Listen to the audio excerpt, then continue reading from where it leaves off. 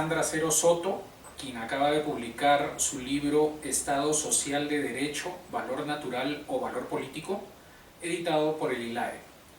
Sandra es psicóloga egresada de la Universidad Konrad Lorenz con estudios avanzados en sistemas motivacionales del comportamiento humano.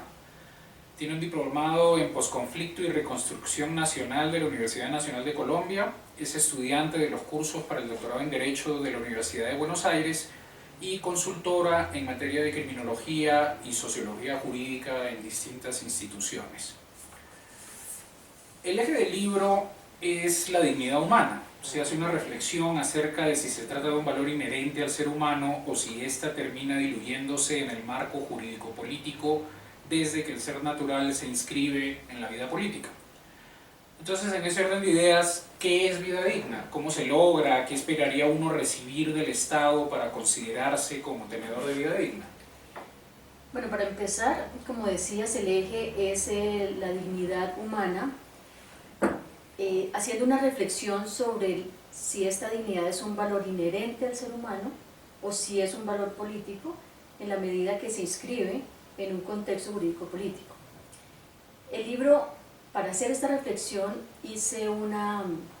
llegué a la tesis de Giorgio Agamben, que propone que definitivamente la dignidad y los derechos no son inherentes por ser un ser natural, que se trata de que se adquieren los derechos en la medida que ese ser natural se convierte en un ser político cuando se inscribe en un marco jurídico político que es parte de ese estado al que él pertenece. En ese sentido, lo que él propone es que ese valor natural de dignidad, ese derecho a dignidad, termina diluyéndose de manera que lo natural resulta ser una excepción para el derecho, que en la medida que hace parte de ese marco jurídico, ahora sí es parte de ese campo del derecho, limitándose unas, digamos, explicaciones, unas determinaciones por los intereses políticos de ese Estado. En ese orden de idea, ¿la vida digna se consideraría que es exclusiva de los humanos? Sí, definitivamente sí, porque se es sujeto de derechos en la medida que se hace parte de ese campo jurídico-político. Uno debe inscribirse en un marco jurídico, debe ser un ser político para ser acreedor a unos derechos. En el caso de todos estos movimientos, por ejemplo, que buscan derechos, si se quiere usar la palabra, para animales, para mascotas, dignidad para animales, etcétera, etcétera, ¿ahí cómo funciona? No quiere decir que los animales no merezcan respeto, no merezcan protección, porque digamos en este momento los animalistas lo que están pretendiendo es proteger la vida de unos seres sintientes como lo han llamado. Pero ahí no se puede aplicar el concepto de dignidad entonces. Pero no podría aplicarse el concepto de dignidad exactamente, porque según esta tesis que estamos planteando, se es digno, es decir, se adquieren unos derechos en la medida que se es un ser político, un ser como un animal, un ser viviente, un ser sintiente, pese a que es ser viviente, pese a que es ser sintiente, no hace parte de un marco político, luego no adquiere esos derechos de los que habla Giorgio Agamben. O sea, entonces la dignidad humana no es un derecho inherente a la condición de todo ser viviente, sino que se podría decir que toma sentido recién cuando se transita de lo natural a lo político. Sí, así es, eso es lo que plantea la tesis de Giorgio Agamben, definitivamente, y por eso es que los animales u otros seres diferentes a los seres humanos no harían parte de ese otorgamiento, si así se puede decir, de esos derechos. Se logra tener el derecho a la dignidad como los demás derechos en la medida que es un ser político, en la medida que se inscribe en un marco jurídico político en el Estado al que pertenece. ¿Por qué se pone como ejemplo el derecho a la muerte digna como una característica de un Estado social de derecho? O sea, esto es un tema tal vez que ha tenido cierta coyuntura, cierto movimiento mediático últimamente. ¿Por qué se toma eso? Definitivamente un Estado social de derecho debe garantizar derechos. Uno de los derechos es la dignidad. Si yo tengo derecho a escoger la dignidad para mi vida, tengo derecho a escoger la dignidad para la muerte. Hoy en día, o la dignidad, más bien, ha sido un concepto que ha transitado por una cantidad de intereses económicos, sociales, políticos y de temores, además, porque el asunto es que los médicos en este momento, los profesionales de la salud, más que llegar a un asunto de morales, de situaciones culturales, lo que tienen es el temor de ser perseguidos judicialmente. Pese a que la Corte Constitucional ya despenalizó el homicidio por piedad, hay unos vacíos o por lo menos unas no claridades en los profesionales de la salud que no les permite tomar decisiones, digamos entre comillas, humanos, unas decisiones más naturales, más humanas, porque en el afán de ser perseguidos judicialmente, terminan por tomar decisiones como si se les diera la posibilidad de tener una autoridad, una investidura que les permitiera decidir hasta dónde debe sufrir el paciente, hasta dónde y hasta cuánto debe sufrir el paciente. ¿Por qué crees que ahora se le pone tanto misterio a este tema cuando tenemos, pues a lo largo de la historia de la humanidad, tal vez uno de los casos que me vienen a la cabeza es el de los Inuit en Alaska? Esta gente, cuando una persona ya no se puede tener por sí misma, por edad, por enfermedad, simplemente lo llevan, lo alejan de la tribu y lo dejan botado en algún lugar de la nieve para que muera de frío. Y esta es una práctica que pues durante siglos se ha manejado, no solo en esas culturas, sino hay muchos ejemplos de esta muerte digna en cierto sentido, de si ya no te vales por sí mismo, pues te abandono y muere tranquilo. ¿Por qué hoy se le pone tanto misterio a ese tema de la muerte digna, si digamos que la muerte es parte del proceso natural de todo ser viviente?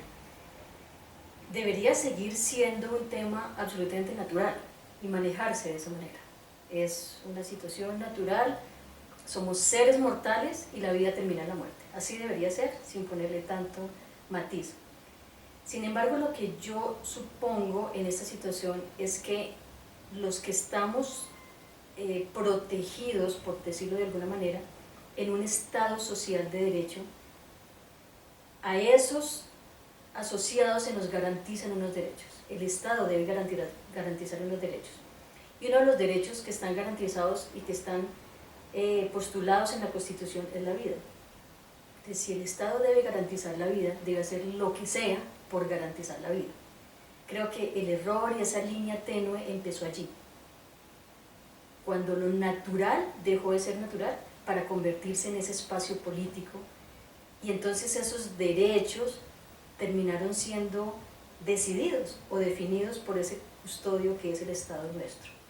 Entonces intervienen allí unas variables, unos intereses que no son naturales, que son realmente jurídicos, que son realmente políticos y que terminan decidiendo sobre la vida nuestra, sobre la dignidad de los seres humanos que están tutelados por ese Estado.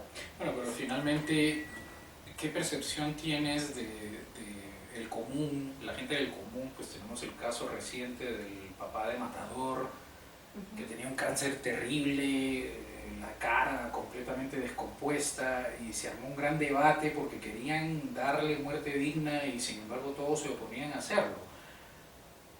Yo creo que ese caso en particular tiene un gran apoyo popular porque pues todo el mundo veía la evidencia del estado del señor. Entonces, sí, ¿por qué el Estado es ciego en cierto sentido a los deseos o a lo que sería normal en otros sitios que no son estados sociales de derecho? Sí, insisto, seguramente tiene que ver con ese marco legal al que deben asumirse, al que deben entregarse los profesionales médicos. Definitivamente, esto es un tema de temores. Los médicos lo que tienen es miedo de ser perseguidos judicialmente, como yo te decía hace un ratito. Y en ese temor, los vacíos de la legislación no les permiten actuar de manera natural, porque están pensando que cualquier equivocación va a terminar siendo penalizada. Ellos van a terminar siendo penalizados. Y finalmente el médico no está pensando, y eso es lo que llama la reflexión en el libro, tristemente el médico no está pensando en el sufrimiento del paciente, sino en la seguridad de él como profesional. ¿Tiene algo que ver en Estados Unidos se le conoce como DNR, la Do Not Resuscitate, esa orden que llenan los pacientes terminales. En caso de que tengan un paro respiratorio, por ejemplo, no se les debe resucitar, sino deben dejárseles morir. ¿Eso también tiene algo que ver con la muerte digna? Sí, sí, definitivamente sí. La muerte digna no es solamente la eutanasia. La muerte digna es muchas otras cosas. Si yo sé que puedo tener un paro cardíaco y es mi decisión sobre mi vida, que no me resuciten, eso tiene que ser respetado.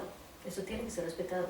¿Y por qué en este caso la no intervención del personal médico no es vista como participación directa? ¿O de qué manera, cómo se diferencia eso de la muerte asistida? ¿La no intervención? Uh-huh.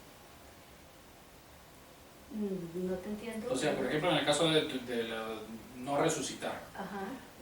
Si le da el paro cardiorrespiratorio, simplemente los médicos se quedan Ok. cruzados de brazos y lo dejan ahí quietico que se muera. Ajá. En cierto sentido están asumiendo que deben permitir una muerte digna. ¿Cuál sería la diferencia entre eso y poner la inyección o desconectar de la máquina? Bueno, quizás tiene que ver con la legislación. Aquí está despenalizado el homicidio por piedad, aquí en Colombia. Uh-huh. En otros estados seguramente está claro que si yo firmo debe respetarse la decisión. De hecho, en el 2014, se sancionó la ley Consuelo Davis, que es la que le dice al sistema de salud: usted está en la obligación de respetar la no intervención si el paciente lo decide. Si son tratamientos, como lo llaman allí, tratamientos entre comillas heroicos, y el paciente decide sobre su vida no recibir esos tratamientos heroicos, está en su derecho. Y la ley Consuelo Davis lo que le dice es al sistema de salud: usted debe respetar esa situación, usted debe respetar la decisión del paciente a no recibir los tratamientos que ese paciente no quiere recibir, porque ya quiere terminar su vida de la manera natural como la quiere terminar. Pero depende mucho de la legislación de cada país. Y creo que el problema en Colombia es que, a pesar de que se despenalizó, como decíamos, el homicidio por piedad, que ya está esta ley Consuelo Davis, siguen existiendo vacíos que no les permiten a los profesionales actuar de manera natural. ¿Cuál es el límite en esto? En los últimos días hemos visto en la prensa este caso de este muchacho que por ser homosexual quiere que le hagan la eutanasia. ¿Cómo compararías este ejemplo particular con el derecho a morir dignamente? ¿Crees que hay dignidad en que no pueda vivir con el sentimiento de homosexualidad y desee morir? Yo creo que sí, yo creo que definitivamente. ¿Hasta ese extremo lo llevarías? Yo creo que el tema es de libertad de decisión. Los seres humanos tenemos derechos, y entre los derechos tenemos el derecho, valga la redundancia, a elegir libremente nuestra calidad de vida y a tomar nuestras propias decisiones. Ser homosexual o tener cualquier otra condición no debe estar en los marcos jurídicos. Quiero decir, debe ser simplemente parte de una decisión natural, una decisión personal. Pero eso no llevaría a extremos, o sea, soy muy bajito, mátenme, soy homosexual, mátenme, tengo ojos verdes en vez de azules, mátenme. Como eso no dispararía que el suicidio se vuelva una muerte digna en casos así de extremos. Por supuesto está exagerando el punto, pero no nos llevaría a eso, ¿no sería riesgoso? Yo creo que la exageración es válida para la reflexión, porque en todo caso llegaríamos a tomar decisiones equivocadas. Sobre la ética jurídica, ¿el Estado puede moverse en el todo vale con tal de mantener el control sobre sus pobladores? No, definitivamente no puede ser posible que el todo vale, y mucho menos en un Estado social de derecho que debe ser responsable de unas garantías constitucionales. Es un Estado que debe garantizar sobre un orden y sobre un control claro. El todo vale resulta en organizaciones de estructuras corruptas que se parecen mucho a las estructuras criminales y que están allí planteadas en el libro precisamente para llamarle la atención a esos estados que terminan siendo permeados por esas estructuras corruptas y que dañan las instituciones que se dejan permear en la administración de justicia y que son aquellas o por aquella situación que terminan siendo vulnerados los derechos de los asociados. ¿Por qué usar como caso una novela, en este caso la de Larson, en vez de tomar un caso real, que existen miles de millones en el mundo, o incluso en Colombia deben existir casos de estos? ¿Por qué tomar esta novela como base para desarrollar el tema? Esta novela tiene todos los elementos que yo quería para reflexionar. Un estado de bienestar como es el estado sueco, que le ha mostrado al mundo entero que realmente es un estado de bienestar.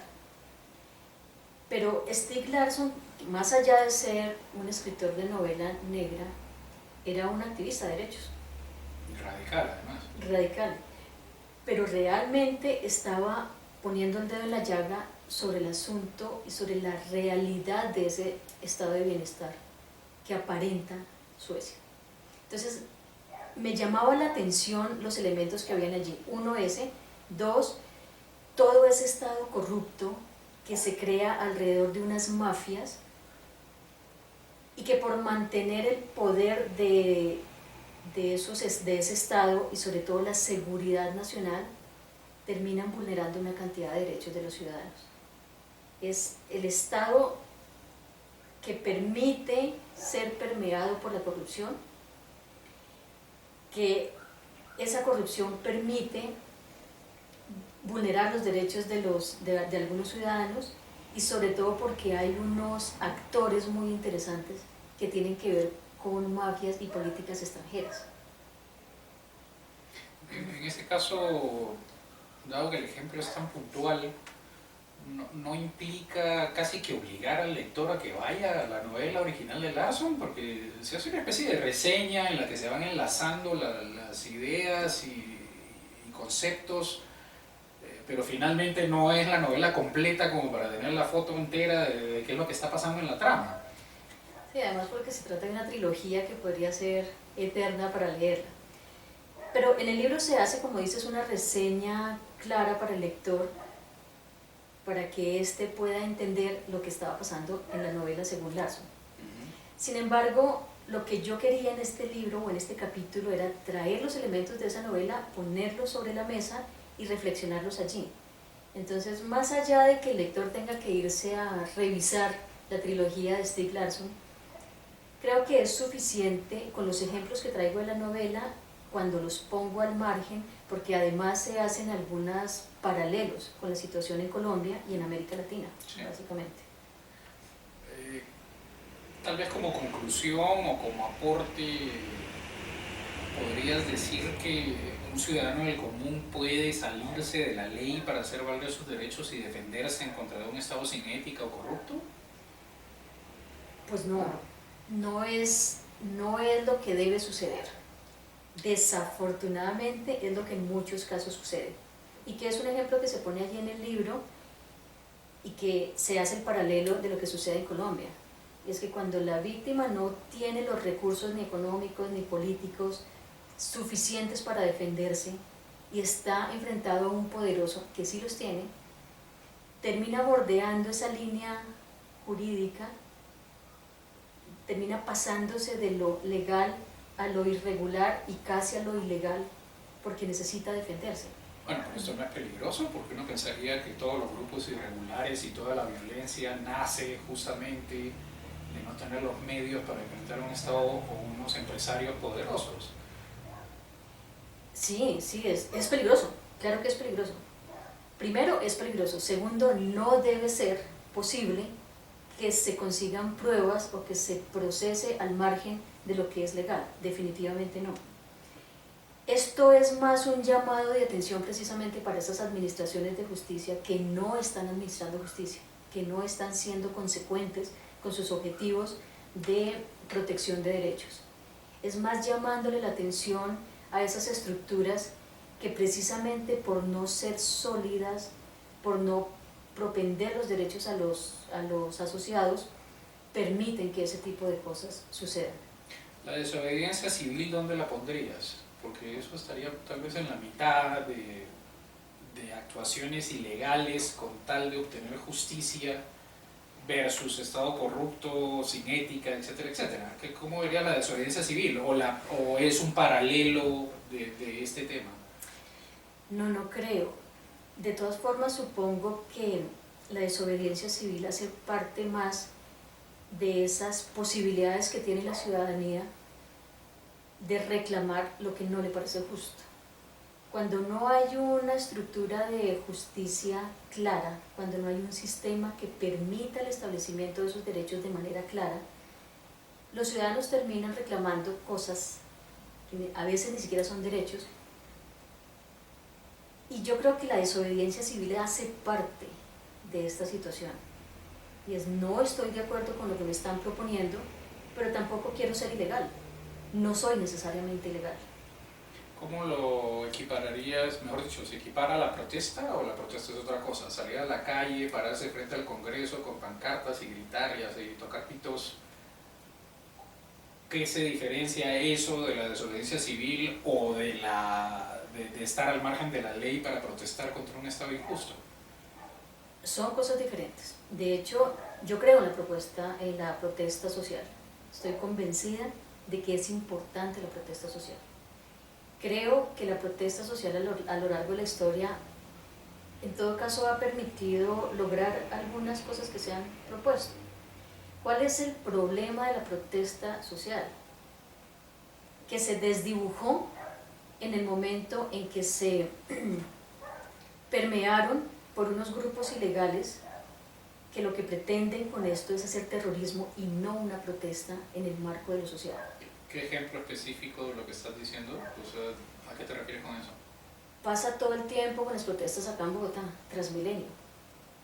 Podría haber una protesta en la que se exigen unos derechos por lo que yo estoy pagando, pero allí están inmersos una cantidad de actores que vienen a hacer el desorden porque necesitan llamar la atención y tener otro tipo de poderes y controlar otro tipo de territorios. No es una protesta social. Bueno, pero eso no es una excusa. O sea, miremos el caso de Venezuela. O sea, cada vez que la gente sale a protestar porque está muriendo de hambre, Maduro dice que la oposición ha permeado la protesta y que la ha vuelto política, etcétera, etcétera, y que no es verdad. Sí, es que realmente la protesta social se desdibujó por completo, como se desdibujaron en su momento los grupos campesinos.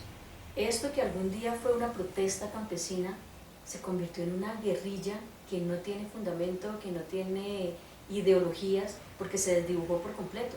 Eso mismo pasó con la protesta social, se desdibujó por completo y hoy en día no tiene una base de búsqueda y de petición de sus derechos de quienes están protestando, sino que se convirtió en lo que te decía ahora, en una pelea, en una discusión de unos grupos ilegales que quieren es mantener el control de territorios o de regiones. Estás hablando específicamente de Colombia, ¿no? Estoy hablando de Colombia, que es lo que suele suceder. Les recordamos que el libro Estado Social de Derecho, Valor Natural o Valor Político se encuentra disponible para consulta y descarga gratuita en el portal del ILAE en la sección Publicaciones, Libros Electrónicos.